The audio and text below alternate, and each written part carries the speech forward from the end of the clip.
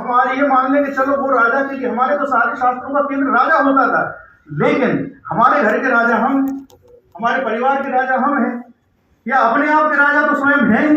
तो इसलिए हमें भी वो विचार तो करना ही चाहिए। फिर रत्नोत्पत्ति को लेकर के हमारे यहाँ भिन्न भिन्न कुछ मान्यताएं रही हैं। जैसे एक जो बल दैत्य की अस्थियों से बनना, एक दधीची की अस्थियों से बनना, और फिर तीसरा वास्तविक कारण भी बता दिया कि वो तो भूमि के स्वभाव से ही पत्थरों का गुण बदल जाता है। वो तो वैज्ञानिक कारण बता दिया गया हमारे लिए। अच्छा, बाकी की जो दो मान्यता हैं उनको थोड़ा सा अगर ध्यान दें हम, दधीची की जब चर्चा होती है तो दधीची की अस्थियों से क्या बना था? वज्र बना था। और हमारे यहाँ हीरे को वज्रमणि बोलते ही हैं। तो वो कहीं ना कहीं कनेक्ट करने की कोशिश की गई है उस कथा के माध्यम से।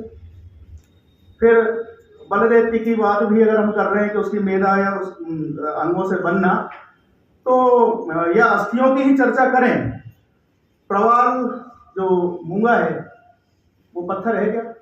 नहीं। नहीं, वो तो जीवों का ही अंश है, तो उसको हम लगभग अस्थि की तरह मान सकते हैं। और आप देखिएगा कि जैसे काष्ठ में या अस्थियों में वो एक क्षरण होने लगता है, गुण लग जाता है, वैसा ही प्रवाल में भी हमें वो दोष देखने में आता है। आपका मुक्तामणि मोती लगभग उनका जो रासायनिक संगठन है मिलता जुलता ही है। अच्छा, वज्रमणि की चर्चा करते करते एक अद्भुत बात कही है आचार्य वराहमिहिर ने, आधार तो प्राचीन ही होगा, कि वज्रम न किंचित अपनी धारयितव्यमेके पुत्रार्थिनी विरवलाभिरुषंति तज्ञा। वो कहते हैं कि एक प्रकार के लोग कहते हैं कि जो स्त्री पुत्र चाहती हो उसको वज्रमणि धारण नहीं करना चाहिए, हीरा धारण नहीं करना चाहिए। फिर उन्होंने मार्ग बताया कि अगर धारण करना ही है तो बोले इस प्रकार का, इस आकृति का कर सकते हैं। तो यह एक हमारे चिंतन का, एक शोध का विषय हो सकता है कि हीरा धारण करने से ऐसा क्या हो रहा है, क्या उसकी जो ऊर्जा मिल रही है उसका दुष्प्रभाव गर्भाशय पे होता है, या अन्य किसी इस प्रकार के स्त्री के शरीर में कुछ ऐसा वो दुष्प्रभाव कर जाता है क्या, जिसके कारण वो संतान में बाधा कर रहा हो। तो वो विचार का विषय है।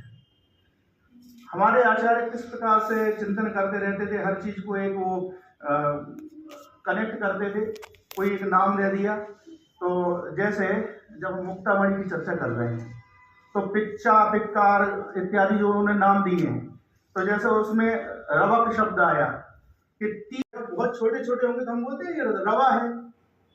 फिर उसके बाद में ऐसे ही 80 से लेकर 500 तक मोती यदि कोई एक धरण तौल में आ रहे हैं तो उसको चूर्ण कहा। तो वाकई में वो चूर्ण ही बचेगा कि इतने छोटे छोटे मोती होंगे कि 80 से लेकर के 500 तक की चर्चा कर।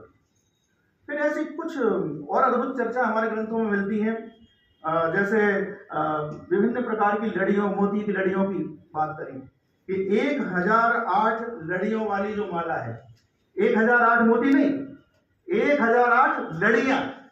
हम देखते हैं हमारे पौराणिक पात्रों को 6-6, 7-7 लड़ी रहती हैं। तो इंदु छंद उसका नाम था। 27 मोतियों की माला, उसके लिए क्या नाम